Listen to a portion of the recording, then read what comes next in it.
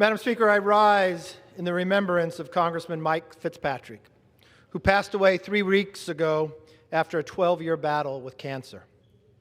Mike was a public servant in the best sense of the word, a tireless champion who loved his community and always worked to improve the lives of his neighbors. His long list of accomplishments, from the conservation of public land as a county commissioner to the creation of the National Cemetery at Washington Crossing, where he now rests, are achievements that any representative would be proud to have. But one cannot accurately capture Mike's legacy without talking about the kindness that motivated his 20 years of public service. Years ago, a county park officer called Mike about a homeless man who was living in the park and needed a place to stay. The shelters in town were full, and the park officer didn't know what to do.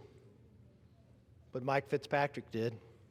He let the homeless man stay on his couch for the night until he found him shelter the next day.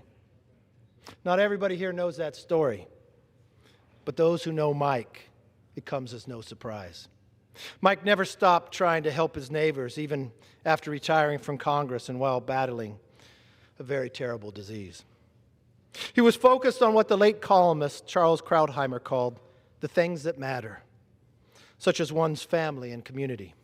For Mike, politics wasn't a career, but public service was a never-ending commitment, a passion to do good that was rooted in values like patriotism and faith, and was shaped by his upbringing in Levittown. Certainly, Mike will be remembered for his willingness to cross party lines. That's fitting.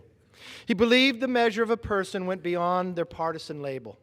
His bipartisan spirit has united this body many times before, and it's uniting us once again today, even in one of the most divided times in recent memory. He did not apologize for being a Republican or a conservative. But in truth, those were not the titles that mattered most to him. It was father, it was a Catholic, it was a brother. He was faithful and he was honest. He lived with integrity and honor. He turned the toughest moments in his personal life and career into examples of courage, grit, and grace. And most importantly, he never shied away from asking in the words of the old prayer, "Lord, make me an instrument of your peace." In this body, we remember people and their legacies by portraits. And I'm sure there'll be public memorials for him. But legacies of change last so much longer. In fact, it grows from generation to generation, like compounding interest or a snowball rolling downhill.